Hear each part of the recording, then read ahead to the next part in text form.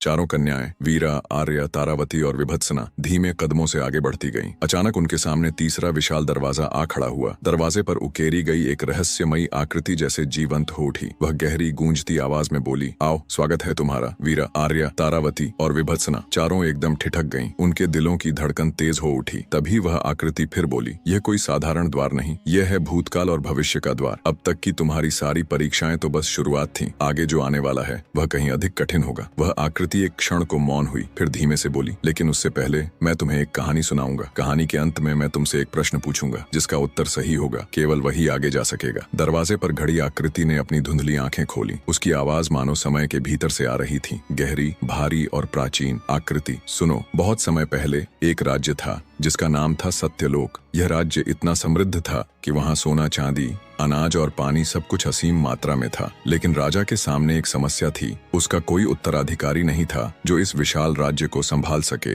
राजा ने निर्णय लिया कि वह अपने राज्य के 3 सबसे बुद्धिमान और साहसी युवकों में से किसी एक को उत्तराधिकारी बनाएगा। इसके लिए उसने एक परीक्षा रखी। पहली परीक्षा, नदी का रहस्य। एक दिन राजा ने उन तीनों को बुलाकर कहा, उत्तर दिशा में एक नदी है जो हर 100 वर्ष में एक बार सूख जाती है, पर इस बार नदी के बीच में एक पत्थर पर जीवन का बीज उगा है। जो भी यह बीज ला कर देगा वही परीक्षा पार करेगा। पहला युवक नदी में कूदा और तैरकर बीज ले आया। दूसरा युवक किनारे से पुल बनाने लगा ताकि सुरक्षित पहुंच सके। तीसरे युवक ने अपनी प्रतीक्षा शक्ति का प्रयोग किया। वह जानता था कि शाम होते ही नदी का जल खुद कम हो जाएगा और बीज तक पहुंच आसान हो जाएगी। दूसरी परीक्षा, भूखे गांव का संकट। राजा ने तीनों को एक भूखे गांव में भेजा जहां लोग कई दिनों से भोजन के लिए तड़प रहे थे। पहले युवक ने अपना सारा भोजन बांट दिया, खुद भूखा रहकर भी। दूसरे युवक ने पास के जंगल से फल इकट्ठा कर लाकर सबको खिला दिया। तीसरे युवक ने एक कुआं खुदवाया ताकि गांव के लोग खेती कर सकें और हमेशा भोजन पा सकें। तीसरी परीक्षा, सत्य का आईना। अंत में राजा ने तीनों को एक महल में भेजा जहां एक सत्य का आईना था। इस आईने में वही व्यक्ति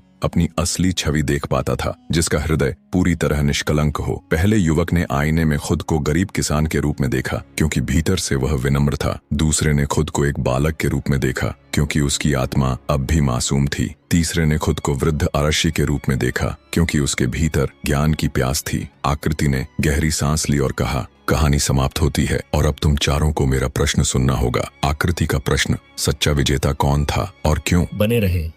राधे राधे।